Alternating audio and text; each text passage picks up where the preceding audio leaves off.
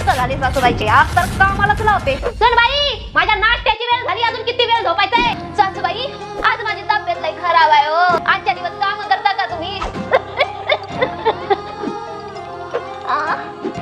सासूबाई, इथलं बी पुसून घ्या. डोकं तिकडे कचरा आहे, तिकडनं बी पुसून.